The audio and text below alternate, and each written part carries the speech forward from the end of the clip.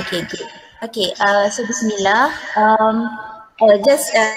Just now your friend introduced me as from BMS, Basic Medical Sciences. We have separated from BMS, so we have now our own pathology department. So I'm part of pathology department.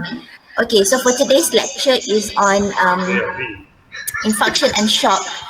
This topic was delivered to the preclinical students because this is a basic pathology topics. So it's a bit light, inshallah. Just a revision for all of you. All right. So for first, let's go to infarction. So what is infarction? And what are the causes and factors which influence infarct development? All right. So infarction is an ischemic necrosis, meaning cell death, all right, due to ischemia or occlusion of the blood supply. So when we say ischemic, it can be either an arterial blood supply, which is the most common cause of infarction, but it also can be due to venous obstruction, all right. And when we talk about infarction, this is an irreversible cell injury because it already leads to cell death, okay? And infarction is the effect of ischemia can range from virtually no effect, yeah? Sometimes someone came with vascular occlusion but tak ada apa-apa pun, there's nothing. But sometimes it can be very extensively necrosis, which leads to organ dysfunction and death. So what factors, so when we say some with no effect, some is with extensive necrosis. So because it can cause either functional disturbance or structural changes. Okay, functional disturbance means morphologically or structurally there's nothing wrong with it, but because there's collaterals which are good enough to maintain adequate perfusion, but when the demand increases, and then the state of ischemia and the effect of ischemia will be manifested. Okay, for example, like coronary heart. So there's some mild obstruction and the collaterals are able to maintain adequate perfusion, but once there's increased demand, like in stress, so patient will start to have chest pain and some myocardial ischemia changes. Okay, but sometimes when the vascular occlusion is very bad, it can cause structural disturbance where there's already cell death, loss of the parenchymal cells, and the degree of tissue necrosis is proportionate to the degree of ischemia. So when we talk about, okay, some have functional disturbance, some have structural changes. So what factors influence this infarct development? So there are variable influences which determine this outcome, yeah, it either because of the anatomy of vascular supply, the rate of occlusion development, and as listed. All right, so let's go one by one. So number one, the first factor that affects or influence infarct development is the anatomy of blood supply. All right, so the availability of alternative blood supply is the most important factor in determining whether vascular occlusion can cause tissue damage. For example, when an organ have dual blood supply, yeah, like our lung. So lung have dual blood supply, one from pulmonary artery and also bronchial artery. So when they have this dual blood supply, so they prevent the organ from ischemia or from infarction, because when one route is blocked, there's another route to supply the nutrient. Same goes with the liver. Yeah, we have the liver is supplied by the hepatic artery as well as the portal vein. Other example like your hands and forearm, yeah, which is supplied by both radial and ulnar artery. So these organs is somehow resistant or protected from infarction. In contrast, in kidney and spleen, where they have an arterial circulation, mean there's only a single artery. So when there's vascular occlusion, there will definitely leads to infarction. All right, and in other organs where they have collateral blood supply, such as the mesenteric artery, so this type of organs also is protected from potential ischemia infarction because of the interconnecting branches of blood vessels. Okay. Next is the rate of development of occlusion. Okay.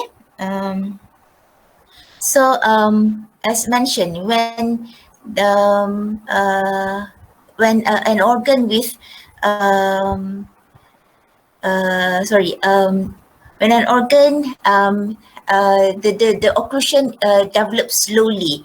Yeah, for example here I give an example like the coronary vessel. Yeah, so the presence of because it's slowly developed, it provides time for the development of collateral pathway. So like our coronary vessels, there are this interarteriolar anastomosis, which in normal persons, this anastomosis only have minimal blood flow. Okay, and this anastomosis interconnect the three major coronary arteries. So when one of the coronary artery is blocked, so it is slowly occluded. So it provide time for the collaterals to develop or to open up, so as to provide sufficient blood supply. So this will lead to less likely to cause infarction. However, if it is rapid occlusion such as in thrombosis, where there's no time for collaterals to open up, that is when infarction occurs. Another factor which influence infarct development is the completeness of arterial blockage, as mentioned. Yeah. So if the occlusion is completely occluded, yeah, 100% occlusion, 90% occlusion, so it will cause infarction to the distal area which they supply. And even if the occlusion occurs more proximally, the extension or the extensive ness of tissue necrosis is more extensive, because it is more proximal, so the area of distribution is more. Okay, so another factor which influence infarct development is the tissue vulnerability to ischemia. So different type of tissue have different nutritional status, different metabolic needs. So therefore, they have different reaction to ischemia. For example, like neurons, yeah, like our brain. When there's obstruction to the blood vessels, even for 5 minutes, it will cause irreversible damage. Yeah, like for the myocardium, ischemia up to 30 minutes. After that, infarction ensues. Yeah. However, like for skeletal muscles of the lower limb, they can withstand more hours or longer duration of ischemia, 6 hours before infarction occurs. All right, and lastly, hypoxemia. So, for example, like in heart again, yeah, when there's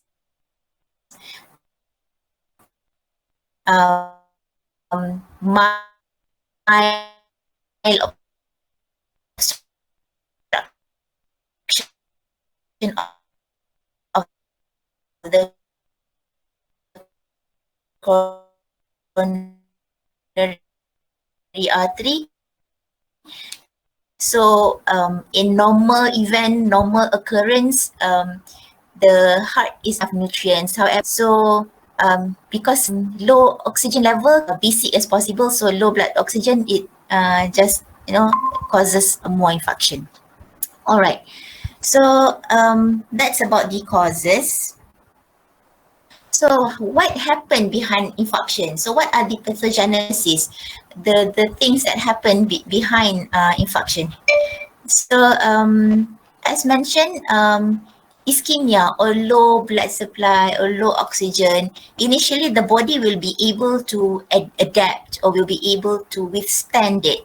However, if it is persistent, it will lead to irreversible tissue injury, yeah, like in this picture. So progressive injury, initially it will lower its metabolism, so on and so forth. But when they are, persistent or too intense,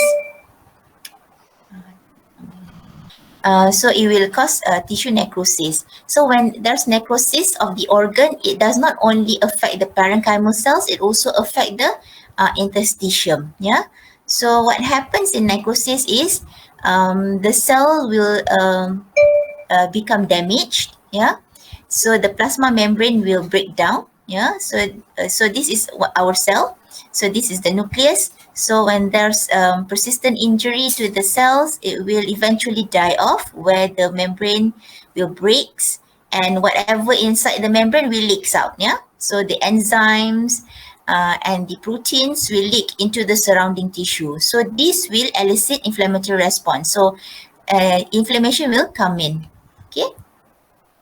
So when there's tissue death, so the part of affected area will become swollen because of edema and because of inflammation. So the first step of inflammation is edema and also hemorrhage. So the fresh infarct poorly defined, yeah, because hemorrhagic is still edematous, so very blurred margin. However, when after in the next few days, it is better defined, yeah, because of the inflammation have sets in, so they have um, more defined margin. So what happened? So basically, infarction is part of. I mean, the pathogenesis is acute inflammation lah. So when there's infarction, so neutrophil will come in. Yeah, the polymorphous leukocyte. So they will eat up, they will clear up the area. So they will release enzymes and cause digestion, autolyse the necrotic tissue, because there's hemorrhage, so it's also lyse the red cells. And then after a few days, macrophage will come in and phagocytose and eat up the debris. Yeah. So because it has cleared out, so the area is more well defined. So from hemorrhage, because it has lysed the red cells, so it become paler and more sharply defined. And after all cleared up, then granulation tissue comes in, yeah, and they deposit collagen, fibroblasts, and forming scar, yeah, like this. So that is infarction. So this is an example of myocardial infarct, yeah, fibrosis already healed. Okay, so we can classify infarction into a few classification. Number one is red infarct versus white infarct. So red infarct is usually seen in venous occlusion, yeah, because usually the area will become first congested. And in organs with a loose spongy tissue like in our lung, so blood will collect in the infarcted area, yeah, so it become a red infarct. Tissue with dual circulation, yeah, one side is blocked, but there is another route which supply the blood, so blood keeps coming in into the dead area. So it can cause also red infarct. And reperfusion of previously occluded or necrotic area. White infarct occurs in especially in solid organ with an arterial circulation, like in this picture is the spleen, yeah. So this is how white infarct. So basically, because the tissue is very dense, so the blood seepage is limited lah. Alright. We can also classify infarction into coagulative necrosis or liquefative necrosis. Okay, so coagulative necrosis is mainly seen in most tissue, yeah, spleen, renal, but liquefactive necrosis is seen in the brain. Yeah, this is the only exception. Okay, because other organs, when there's necrosis, that will be healing by fibrosis. So that's why we call as coagulative necrosis. But in brain, there is no fibrosis, no scar formation. It will only be gliosis. So it is liquefactive necrosis. We can also classify infarct into sterile and septic. Yeah, most infarction are sterile, but septic infarction occurs because of secondary bacterial infection. So how is infarction looks like? So it depends on the time of the infarcted lesion when it comes to the pathologist. For example, someone with myocardial infarction, if the patient died immediately, when we do postmortem, we will not be able to see any heart changes. But if the patient have myocardial infarction, admitted to the ward, monitored for a few days, and then die, when they do postmortem, we can see the changes, yeah, as mentioned here. All right, because it takes some time, yeah, for the necrosis to be detectable. So gross morphology, what we see in infarction is usually it depends on the territory of perfusion of the occluded blood supply. Yeah, um, this is renal. So we can say the infarcted area is usually wedge shape, yeah, because here is where the occluded vessel. So the distribution of blood supply to the tissue, it is usually wedge shape macam ni. And we can see fibrinous exudate on the serosal surface.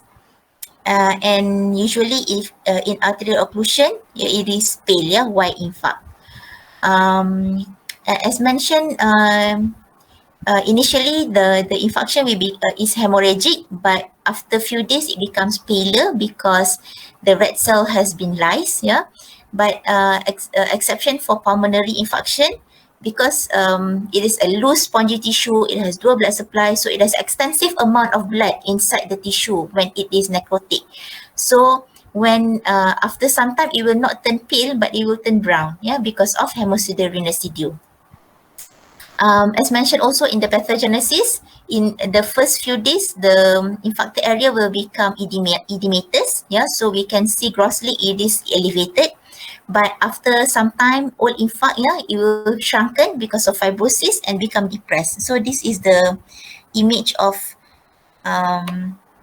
renal. So you can see here, it is depressed. So this is all infarct.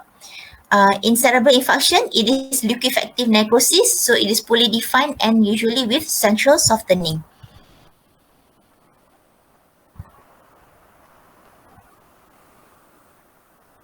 Okay, what we see microscopically, so it also depends on the time. Yeah, this is images of myocardial infarction, time dependent. Yeah, 24 hours after infarction, what we can see is only wavy fibers like this with edema. Yeah, occasional neutrophils. All right, but as time goes by, so we can see here after 3 to 4 days, more dense neutrophil, and then after, in 10 days, macrophage comes in to remove the necrotic debris, and then in 2 weeks, granulation tissue forms, yeah, and this bluish is collagen deposition, and after that, it is healed infarction where there is dense collagenous scar. This is mesenteric stain, yeah. So collagen is blue. There's some example of myocardial infarction. I think you can read on this. Yeah. Just want to show here some ischemic bowel disease. Yeah. Usually, because bowel they have collaterals, it should be resistant to ischemia, but acute compromise of major vessels like in thromboembolism can cause ischemic bowel disease. So grossly what we see in ischemic bowel disease is it can be continuous, segmental or patchy lesions, and usually the mucosa we can see here hemorrhagic and dusky. Sometimes it can be ulcerated, and the bowel wall is thickened by edema. Microscopically what we see in ischemic bowel, the earliest changes is we can see because bowel we have 4 layers, yeah. We have mucosa, muscularis mucosae, submucosa, and muscularis propria and serosa. So blood vessels comes from the serosa, and the mucosa is the farthest, yeah. So the first one to be affected is the mucosa. So the first thing that we can see is the superficial mucosa is necrotic, yeah, but the deep layer is still okay. But as ischemia continues, it will lead to transmural necrosis or coagulative necrosis, yeah. Okay. So in cerebral infarction, it can be a global cerebral ischemia when there's systemic reduction of blood supply, yeah, like in shock. So generally all the brain tissue is affected, or it can be a focal cerebral ischemia when there's only like an individual or separate or one occlusion of the artery, like in thromboembolism, things like that. It depends on the time. Yeah, first 6 hours usually we don't see any changes in the brain, but after some time you can see changes lah. And brain infarction is a liquefactive necrosis. So this is the gross morphology. We can see fluid filled cavity, like macam there's some lompong-lompong cystic area within the infected area. Okay, so again, this is the microscopic changes where you can read on it. All right, next topic, shock. So what is shock? So shock is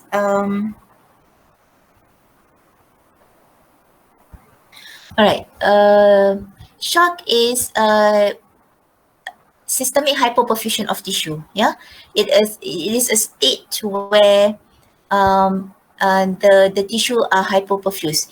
It is because of diminished cardiac output, meaning the blood pressure was low enough not to be able to be distributed to the whole body. Yeah, either it is because of not enough pressure, or it is because of not enough volume. Yeah, reduced circulating blood volume. So when there's impaired tissue perfusion, when blood cannot go to the area, yeah, it will cause tissue hypoxia or tissue ischemia and cellular hypoxia. Just like the same like infarction, yeah. So again, when there's ischemia, there's hypoxia, it is initially reversible, yeah. But however, it is prolonged, it is not corrected, it will lead to irreversible tissue injury and can be fatal because it is a systemic hypoperfusion. It's not only one solid organ thing, yeah. So when we talk about shock, there are many types of shock. We have cardiogenic shock, hypovolemic shock, and then we have septic shock, neurogenic shock, and anaphylactic shock. Yeah. So what are the principal mechanism behind each type? So like in cardiogenic shock, it is because of the failure of the heart to pump. Yeah, failure of the heart. So heart failure can be due to many causes. Yeah, it can be due to myocardial damage, like in myocardial infarction, or ventricular rupture. It can be due to arrhythmia. So the structurally heart is okay, but it was not able to pump properly. Yeah, like in arrhythmias. Yeah, sometimes the heart is compressed, external compression like in cardiac tamponade, so it is unable to pump effectively, or outflow obstruction like in pulmonary embolism. So this can lead to shock. Yeah, they are unable to provide enough perfusion to the whole body. Hypovolemic shock is because of inadequate blood or plasma volume. So when there's fluid lost, yeah, like vomiting, diarrhea, burn, or in hemorrhage where there's loss of blood. Yeah. Septic shock is when the body react towards microorganism. So there will be systemic immune response, which leads to systemic production of cytokines, and thus leading to arterial vasodilation, vascular leakage, and pooling. So when this happens, it will so the blood, the plasma, there's a loss of plasma volume, okay, because of pooling of blood. So it leads to shock. Neurogenic shock, when there's loss of vascular tone, yeah, when there's injury to the spinal cord, it leads to loss of vascular tone. So again, pooling of blood. So it leads to shock, yeah. And anaphylactic also, like in allergy, also systemic vasodilatation and increased vascular permeability. So there will be pooling of blood and loose plasma volume. All right. Okay. So what is the pathogenesis behind shock? So there will be decreased cardiac output. I think you have learned about cardiac output in the previous lecture. Yeah. So cardiac output is maintained by our heart rate and as mentioned before. Yeah, so when there's decreased cardiac output, then they will lead to inadequate tissue perfusion, yeah, because there's not enough blood supply to the area, leading to cellular hypoxia. So our cells uses aerobic metabolism, yeah, but when there's hypoxia, there's not enough oxygen, so they will change their metabolism into anaerobic metabolism, respiration. So they will lead to production of lactic acid. So when there's cellular hypoxia, there are other things like here. So ischemia and hypoxia. So it will lead to reduced oxidative phosphorylation, reduced ATP. So this will lead to the cells to convert to anaerobic respiration, yeah, production of lactic acid. They will have reduced function of sodium pump, yeah, and also reduce protein synthesis. So if at this level and the causes are corrected, it is reversible, yeah. But however, if the shock is prolonged, not corrected, it will lead to irreversible cell injury, yeah. And cellular hypoxia not only cause, again as mentioned, not only cause anaerobic metabolism, it can cause other injuries, yeah. Prolonged cellular hypoxia will cause injury to endothelial cells, so it will increase the vascular permeability. Again, it will aggravate the shock, yeah. So it will lead to irreversible cell injury and death. Anaerobic metabolism will lead to metabolic acidosis. Prolonged cellular hypoxia will also injure the myocardium, so the myocardium will not be able to pump effectively, and this will lead to the vicious cycle of shock, and and that it will become refractory and fatal. Okay. Much on the hypovolemic and cardiogenic shock. In septic shock, it's a bit different, the pathogenesis, yeah. In septic shock, it is because of microorganism, yeah. These microbial products will activate our innate immune response, yeah. So neutrophil and monocytes activation. So this activation will produce cytokines, and this will lead to many cascades of event, yeah. Okay, let's go one by one. So when there's a lot of cytokines, there will be hyperimmune state, yeah. So it will activate the endothelium to produce more cytokines too. So, and these cytokines will lead to vasodilatation, increased permeability. So this is how septic shock occurs, yeah. So vasodilation, decreased perfusion, so it will lead to shock. At the same time, cytokines also can cause systemic effect, yeah. So patient will have fever, metabolic abnormalities, myocardial, diminished myocardial contractility. Again, this will aggravate the shock. So, and can lead to multi-organ failure.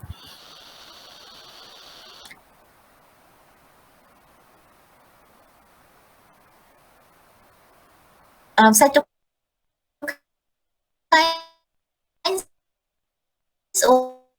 also, so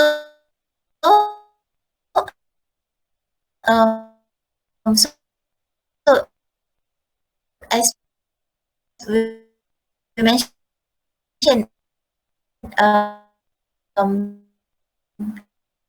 our body response.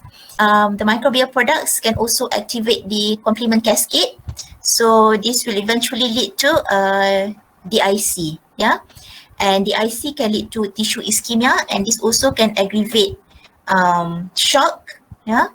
It can also cause water Frederick syndrome, yeah, where there's be adrenal insufficiency, and again will deteriorate the patient in septic shock.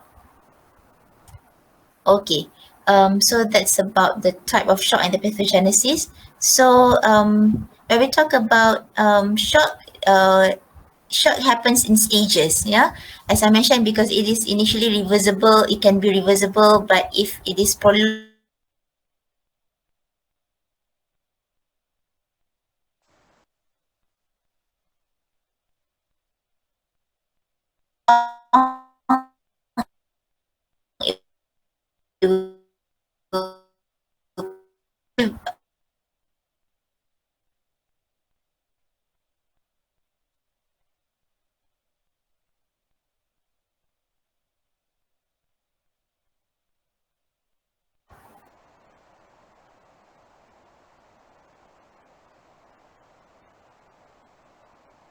we will not be able to sustain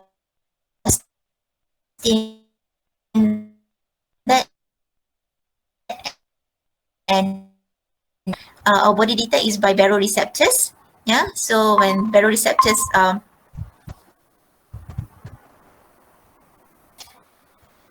am I lost actually?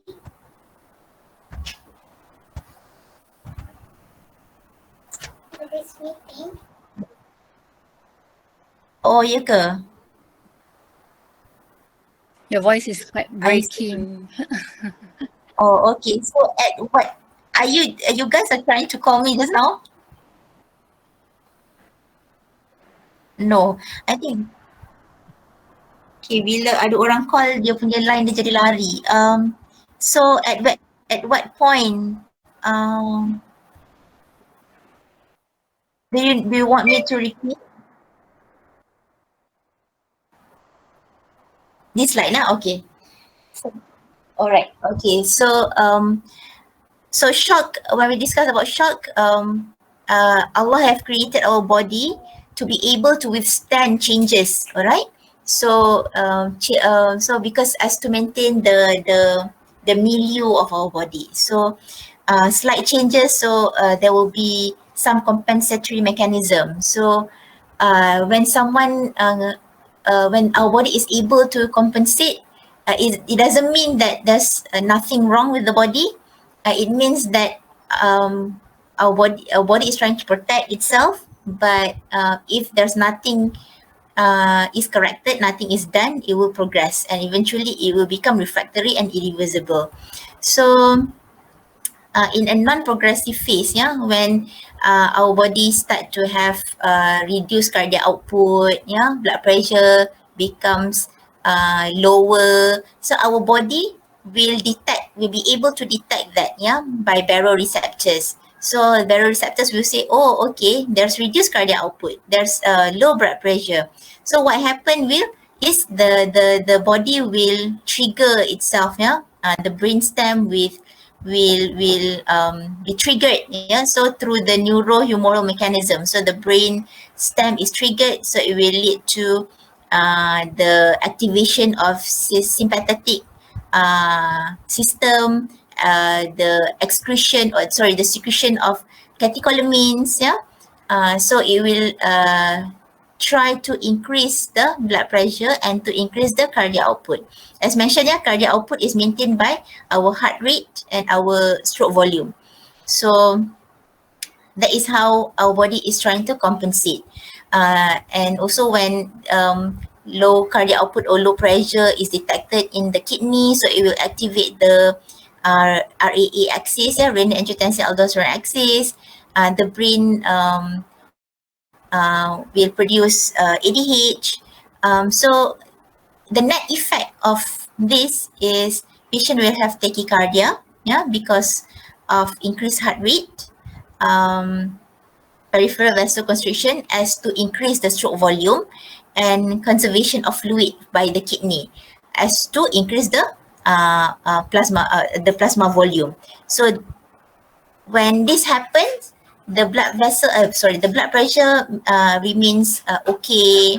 Yeah, patient is still slightly symptomatic but not so bad. So as if macam there's nothing wrong with the patient. But if this is not corrected, like the hemorrhage is not stopped or the fluid is not replaced, this will cause a white because the body will not be able to withstand that for long. Yeah, so this will eventually lead to tissue hypoxia. So when the body start to change from aerobic respiration to anaerobic respiration, they will have excess production of lactic acid. So lactic acid is not good for our body. Yeah, um, because when there's lactic acid, there will be metabolic acidosis. Yeah, there will be low tissue pH. And this low pH will blunt the vasomotor response. So, um, although the loss is not so much, but lactic acid on its own, it is an independent factor for aggravation of shock. Yeah, so it will lead to vasomotor response, meaning that there will be loss of vascular tone, things like that. So it will cause arterial vasodilation and then peripheral blood pooling. So it will worsen the cardiac output. And if shock the early shock is not corrected, yeah, prolonged tissue hypoxia, as mentioned from my earlier slides, yeah, it will lead to endothelial cell injury. Yeah, so endothelial cell injury, it will cause extravasation of fluid from the vascular lumen. Yeah, when the cells injure, it will release tissue factor. Tissue factor will activate complement cascade. So it will lead to the IVC. So this is where action must be taken prompt because the organs are beginning to fail. Okay, and as mentioned, if this is still not corrected, this is already a downward spiral. All right, so tissue hypoxia, when tissue have injured, so it will eventually die. So when the tissue start to die, it will become irreversible. Yeah, so as mentioned, when tissue die or necrose, the plasma membrane will be disrupted. Yeah, when plasma membrane disrupted, enzyme will leak to the outside. So once this plasma membrane disrupted, damaged, you can't do anything about it. It can't repair it by itself. So the cell will die. So when cell death, this lead to multi-organ failure. Yeah, like if in kidney, it will lead to acute tubular necrosis. The heart will fail to pump, yeah, because of myocardial death, myocardial injury, and also because of tissue hypoxia, there will be accumulation of nitric oxide, yeah. So this will cause vasodilation, more aggravate the shock, yeah. In lung, it will cause acute lung injury or ARDS, and then the bowel can become globally ischemia, yeah, infarcted, and when this bowel ischemia, intestinal flora can enter into the circulation, and this will add on septic shock pula. So at this stage, despite best therapeutic intervention, it will frequently, almost inevitably, leads to death. All right.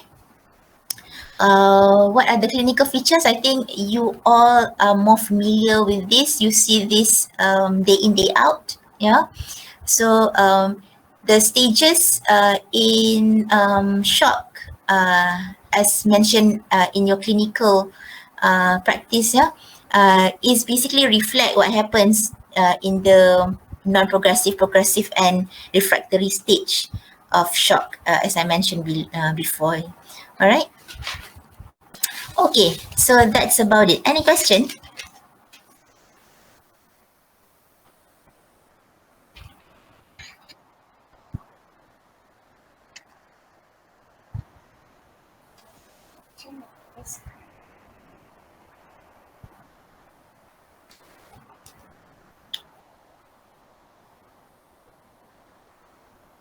All right, I think it's a basic knowledge of one question. All right.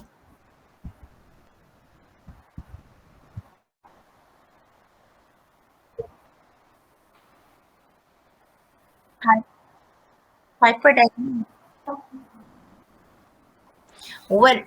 Okay, probably the term would be a bit different from what I explained, but I'm not familiar with hypodynamic. But if you can,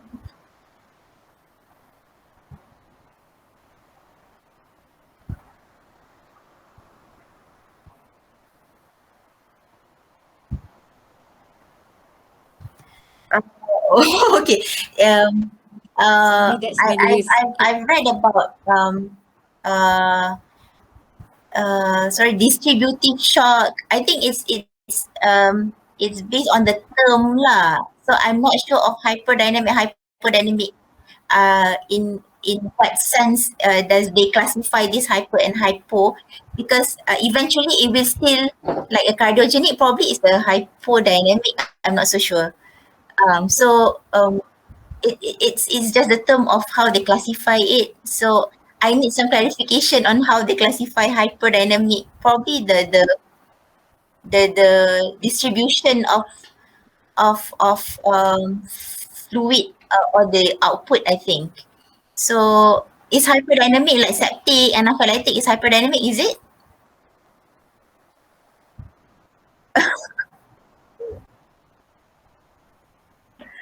I haven't come across that term lah. I think I've heard about it, but I don't really dwell into it because there's an easier classification of shock. Yeah, right. Like cardiogenic shock, which is more practical to be applied, right?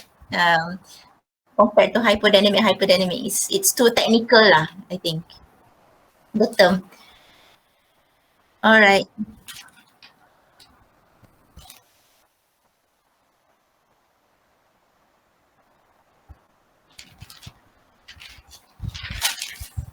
Inshallah, it should be a straightforward thing. Yeah. The lecture is basically from Robbins Pathology. So I think even your book Bailey and Love also cover on shock, which pretty much the same thing lah. Alright. Alright. Okay, thank you very much all. Good luck. Inshallah. Alright. Assalamualaikum. Thank you.